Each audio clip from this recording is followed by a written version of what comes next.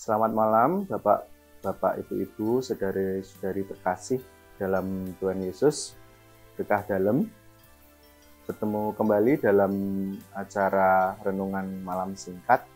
Hari ini tanggal 17 Mei 2025 dengan tema yang akan kami sampaikan, Aku di dalam Bapa dan Bapa di dalam Aku. Bacaan hari ini diambil dari Injil Yohanes bab 14 ayat 7 sampai 14. Beginilah firman Tuhan. Sekiranya kamu mengenal Aku, pasti kamu juga mengenal Bapa-Ku. Sekarang ini kamu mengenal Dia dan kamu telah melihat Dia. Kata Filipus kepadanya, Tuhan, tunjukkanlah Bapa itu kepada kami. Itu sudah cukup bagi kami. Kata Yesus kepadanya, telah sekian lama aku bersama-sama kamu, Filipus. Namun engkau tidak mengenal aku. Barang siapa telah melihat aku, ia telah melihat Bapa. Bagaimana engkau berkata, tunjukkanlah Bapa itu kepada kami? Tidak percayakah engkau bahwa aku di dalam Bapa dan Bapa di dalam aku? Apa yang aku katakan kepadamu, tidak aku katakan dari diriku sendiri. Tetapi Bapa yang diam di dalam aku, dialah yang melakukan pekerjaannya. Percayalah kepadaku bahwa aku di dalam Bapa dan Bapa di dalam aku. Atau setidak-tidaknya percayalah karena pekerjaan-pekerjaan itu sendiri. Aku berkata kepadamu, sesungguhnya barang siapa percaya kepadaku, ia akan melakukan juga pekerjaan-pekerjaan yang aku lakukan, bahkan pekerjaan-pekerjaan yang lebih besar daripada itu.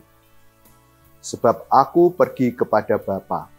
Dan apa juga yang kamu minta dalam namaku, aku akan melakukannya, supaya Bapa dipermuliakan di dalam Anak.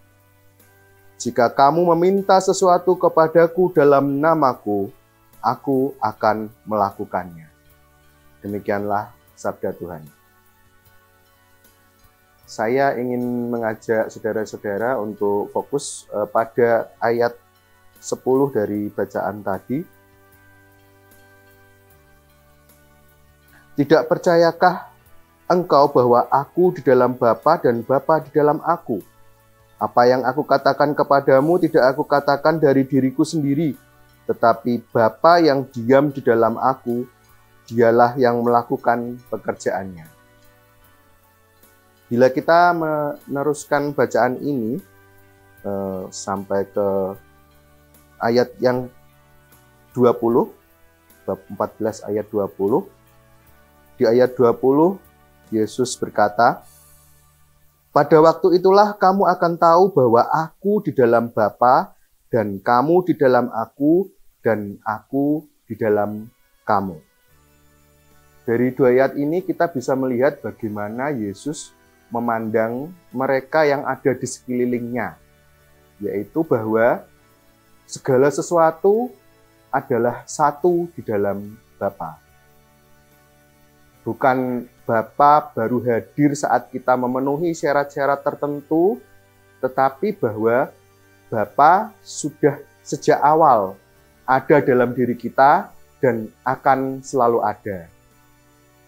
Mereka yang belum menyadari hal ini bukan berarti Bapa tidak ada di dalam diri mereka, tetapi hanya bahwa mereka belum tahu, belum sadar bahwa Bapa ada di dalam diri mereka.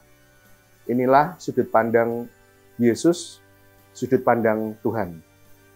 Nah, sekarang yang perlu kita tanyakan, apakah kita tahu akan hal itu, bahwa Bapa ada di dalam diri kita? Bukan tahu dalam level logika, sebagai pengetahuan saja, akan tetapi benar-benar menyadari dan merasakan kehadirannya dalam diri kita. Bagaimana cara agar kita sampai pada kesadaran tersebut? Untuk itu, Yesus memberikan petunjuk dalam Matius bab 16 ayat 24.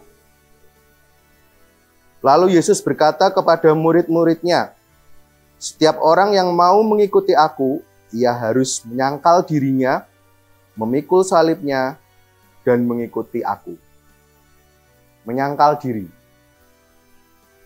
Barang siapa yang ingin menghayati, ingin merasakan kehadiran Tuhan, inilah yang pertama-tama harus dilakukan. Menyangkal diri. Lalu apa sebenarnya diri kita ini? Siapa aku ini?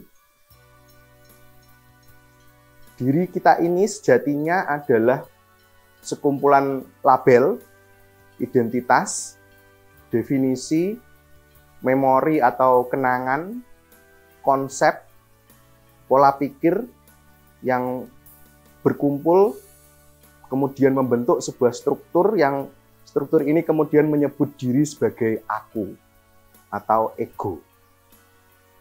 Struktur ego inilah yang kemudian membuat narasi tentang apa yang baik, apa yang benar, apa yang buruk, apa yang salah, dan apa yang harus diraih kalau ingin senang, ingin bahagia.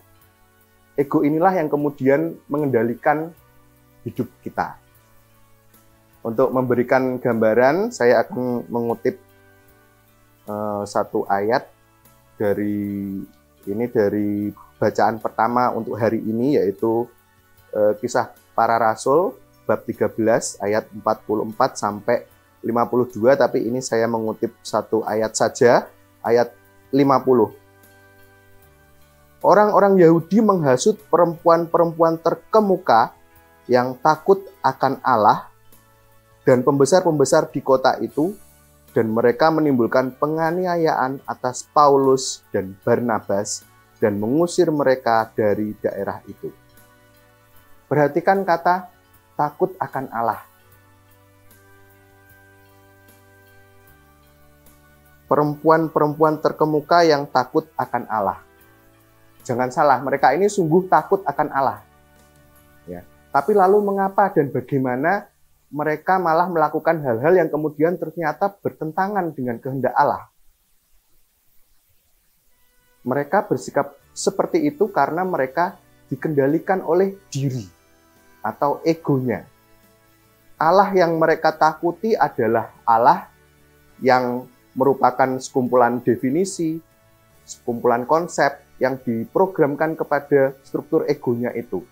Bahwa Allah itu begini, bahwa Allah itu begitu, bahwa yang baik menurut Allah itu begini, yang buruk menurut Allah itu begitu. Mereka tidak beroperasi dari kesadaran di mana Allah sungguh-sungguh hadir dan selalu ada dalam diri mereka.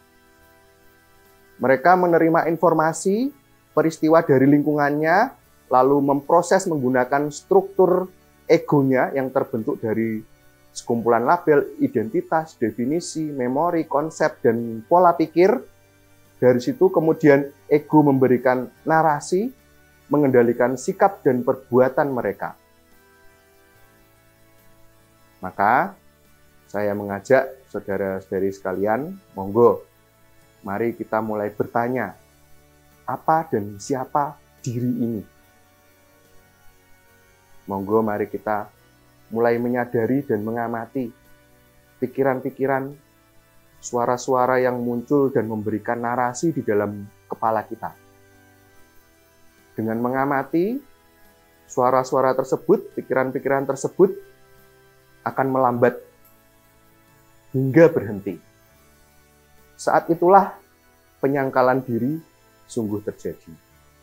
Dan kita bisa sungguh merasakan kehadiran Tuhan dalam diri kita. Dengan demikian, kata-kata Yesus akan tergenapi. Pada waktu itulah kamu akan tahu bahwa aku di dalam Bapa-Ku, dan kamu di dalam aku, dan aku di dalam kamu. Terima kasih.